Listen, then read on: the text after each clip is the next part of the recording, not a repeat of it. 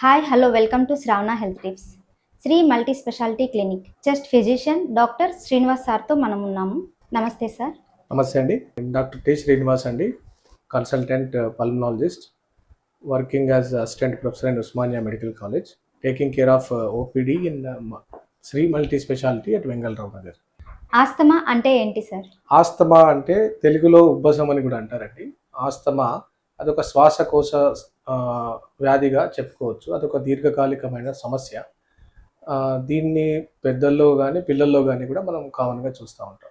Asthma అనేది ఎలాంటి వారికి వస్తుంది సార్? అలాగే ఏ ఏజ్లో వస్తుంది? ఆస్తమాకి చిన్నపిల్లలు ముఖ్యంగా ఎక్కువగా దాని బారిన పడుతూ ఉంటారండి. మీరు చూసినట్టయితే అభివృద్ధి చెందుతున్నటువంటి దేశాలు కానీ, ఆల్రెడీ అభివృద్ధి చెందిన దేశాలు కానీ, పట్టణ ప్రాంతాల్లో కానీ చిన్నపిల్లలు ఎక్కువగా దీని బారిలో పడతారు.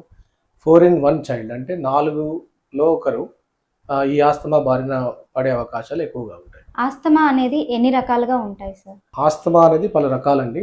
డిఫరెంట్ ఫినోటైప్స్ ఉంటాయి. అలర్జీకి సంబంధించిన ఆస్తమా కానీ, లేదా ఎక్సర్సైజ్ అంటే మీరు వ్యాయామం చేసినప్పుడు అది ఆస్తమాని కూడా ఇండ్యూస్ చేయొచ్చు. సో అలా various phenotypes, allergic, non allergic లాగా కూడా దీన్ని విభజించబడటం జరుగుతుంది. ఆస్తమా ఉంది అని ఎలా నిర్ధారించవచ్చు సార్? ఆస్తమా ఉంది అని నిర్ధారించాలంటే ముందుగా లక్షణాలు, సిమ్టమ్స్ అండ్ సైన్స్ ఎలా ఉన్నాయో చూడాల్సి వస్తుందండి. ఇప్పుడు మన దగ్గరికి ఎప్పుడైనా పేషెంట్ వచ్చినప్పుడు నాకు ఛాతీ అంతా పట్టేసినట్టు ఉంటుంది, ఆయాసం వస్తుంది, లేదా పిల్లి కూతుల శబ్దాలు వినిపిస్తున్నాయి, నాకు దగ్గు ఉంటుంది, ఇలాంటి లక్షణాలు చెప్పినప్పుడు మనము ఆస్తమా ఉందనేమో గమనించాల్సి వస్తుంది. ఆస్తమాని ఎలా నిర్ధారిస్తారు సార్? అలాగే ఆస్తమా గల లక్షణాలు ఎలా ఉంటాయి సార్?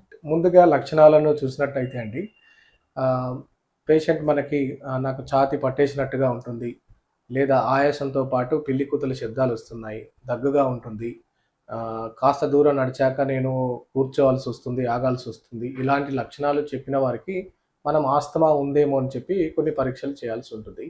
పరీక్షల్లో స్పైరోమెట్రీ ముఖ్యంగా, లేదా కొన్ని రక్త నమూనాలు సేకరించి అందులో అలర్జీ శాతం, ఈస్నోఫిల్ కణాలు కానివ్వండి, ఐజీఈ కానివ్వండి, ఇలాంటి అలర్జీ ఏమైనా ఉందా చూసి అప్పుడు ఆస్తమా ఉందా లేదా నిర్ధారించడం జరుగుతుంది. ఆస్తమా రావడానికి గల కారణాలు ఏంటి సార్?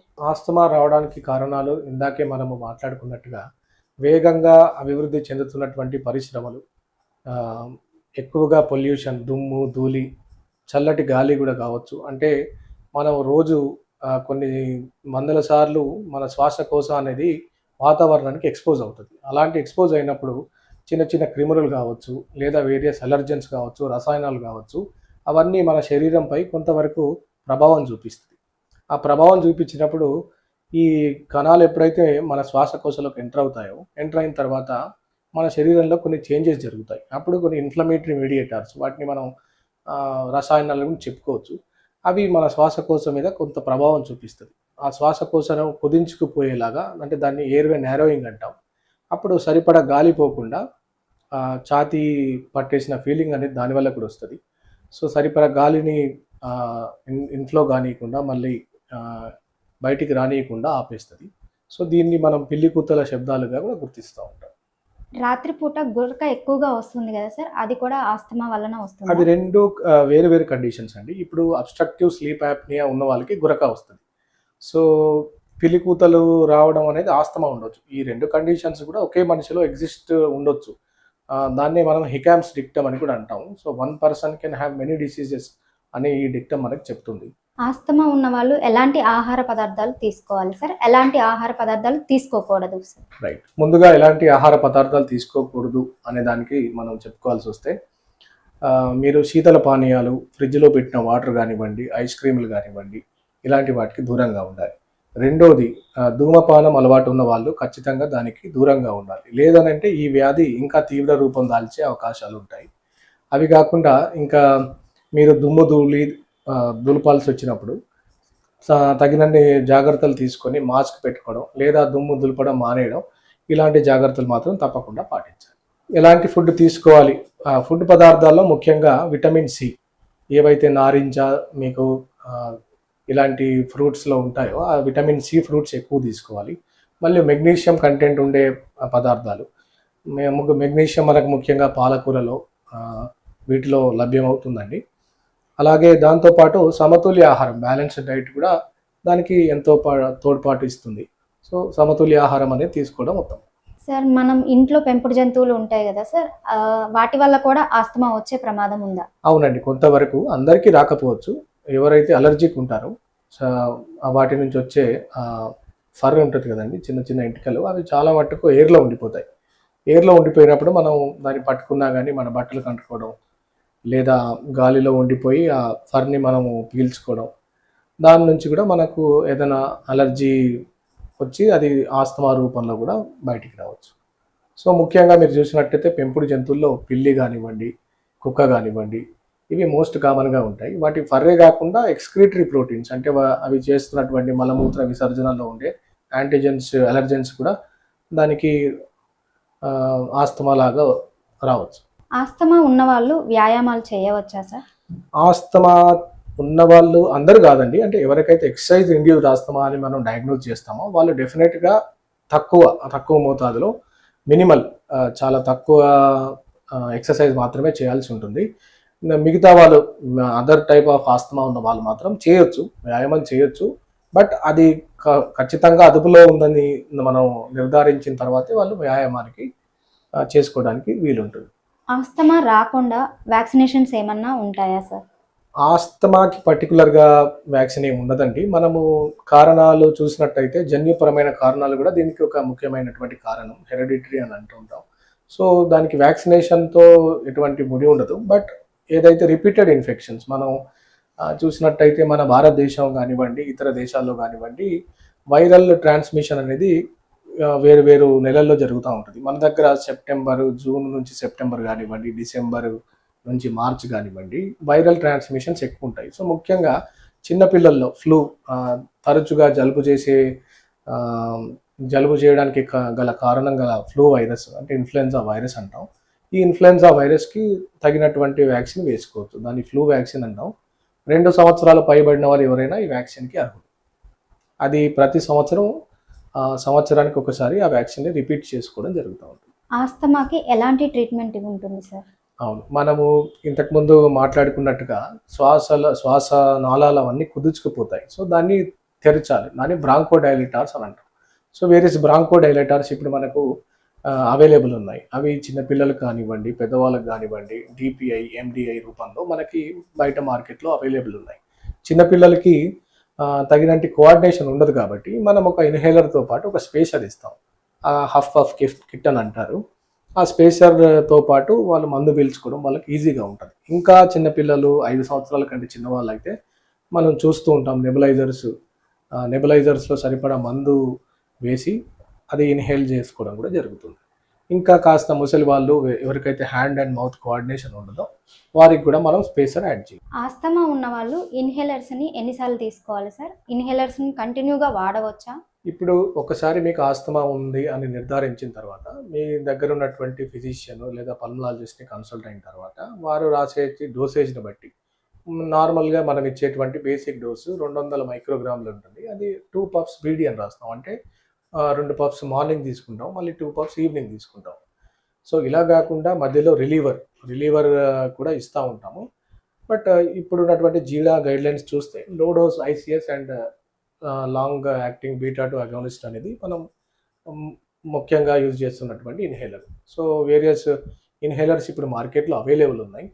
సో ఇది ఎంతవరకు వాడొచ్చు అనేది ఎప్పుడైనా క్వరీ మార్కే అండి. ఎందుకనంటే ఆస్తమా అనేది పోయేది కాదు, అది మనతో పాటు దీర్ఘకాలికంగా ఉంటుంది.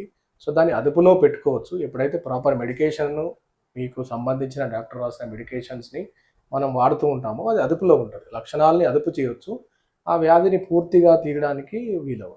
ఇన్హేలర్స్ని ఎక్కువగా వాడడం వల్ల ఎలాంటి ప్రమాదకరం ఉంటుంది సార్? అవునండి, మీరు కంపేర్ చేసినట్టయితే ఇది ఇన్హేలర్ అనేది మనం పీల్చుకోవడం వల్ల దానికి సిస్టమిక్ అబ్జార్ప్షన్ తక్కువ ఉంటుంది. మీరు డ్రగ్స్, మిగతా ట్యాబ్లెట్స్, మాత్రలు వేసుకోవడం వల్ల వచ్చే సైడ్ ఎఫెక్ట్స్ దీన్ని కంపేర్ చేస్తే మాత్రం చాలా నెగ్లిజిబుల్. సో ఇన్హేలర్ వాడడం వల్ల సైడ్ ఎఫెక్ట్స్ పెద్దగా ఉండవండి. కాకపోతే కొన్ని జాగ్రత్తలు, ఇన్హేలర్ తీసుకున్న తర్వాత నోరు పుక్కిలించడం, సరిగా వాడడం, ఇన్హేలర్ని ప్రాపర్గా మెయింటైన్ చేయడం, ఈ జాగ్రత్తలు పాటిస్తే మనకు ఎటువంటి ప్రమాదాలు జరగవు.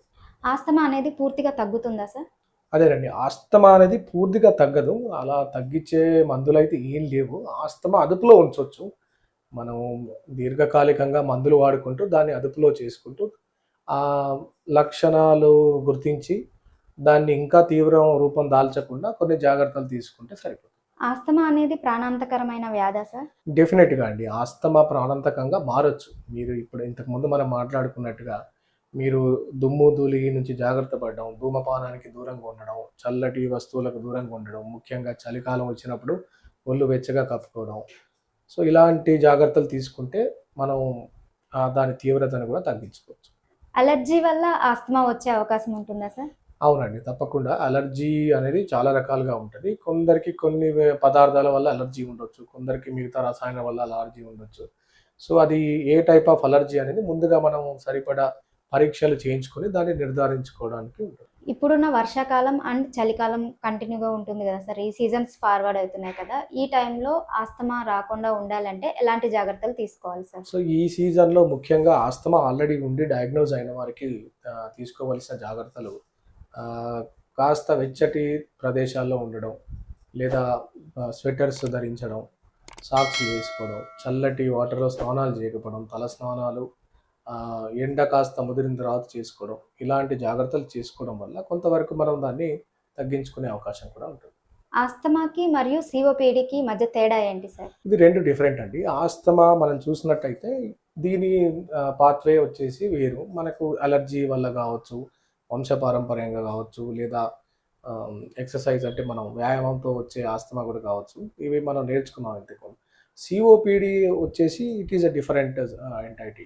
అది మనకు ముఖ్యంగా మీరు చూసినట్టయితే స్మోకర్స్‌లో గానివ్వండి, ఏదైనా ఆల్ఫా 1 యాంటీట్రిప్సిన్ ఎంజైమ్ డెఫిషియన్సీ ఉన్న వారికి గానివ్వండి, లేదా ఎక్కువ పొల్యూషన్‌లో వారికి గానివ్వండి, టీబీ బారిన పడి టీబీ నుంచి కోలుకున్న తర్వాత కూడా post TB obstructive airway disease లాగా కూడా సిఓపిడి దీనికి వచ్చే అవకాశాలు ఉంటుంది. చిన్న పిల్లల్లో ఆస్తమా వస్తే ఎలా గుర్తించాలి సార్? అదేనండి. ఒకటి వంశపారంపర్యంగా మన ఫస్ట్ డిగ్రీ రిలేటివ్స్ ఎవరికైనా ఆస్తమా ఉందా ఒకటి గుర్తించడం. రెండోది తరచుగా జలుబు చేయడం. రెండోది ఆయాసం ఏదైనా గుర్తించడం, పిల్లి కూతలు గుర్తించడం. ఇలాంటి లక్షణాలు ఉన్నవారు కాస్త జాగ్రత్తగా ఉండి వారి నియరెస్ట్ నిపుణులను పల్మనాలజిస్ట్ కానివ్వండి, పీడియాట్రిషియన్ కానీ కన్సల్ట్ అయ్యి ఆ పరీక్షలు చేయించుకొని నిర్ధారించుకోవడం జరుగుతుంది. పొడి దగ్గు అనేది కంటిన్యూగా వచ్చిన వాళ్ళకి ఆస్తమా ఉన్నట్టేనా సార్? లేదండి. పొడి దగ్గుకి కారణాలు ఎన్నో ఉండొచ్చు. పొడి దగ్గుకి ఒక అప్పర్ రెస్పిరేటరీ ట్రాక్ట్ ఇన్ఫెక్షన్స్ నార్మల్‌గా మనం ఇంతకుముందు మాట్లాడుకున్నట్టు ఫ్లూ వైరస్ బారిన పడి ఉన్న వారికి పొడి దగ్గు రావచ్చు.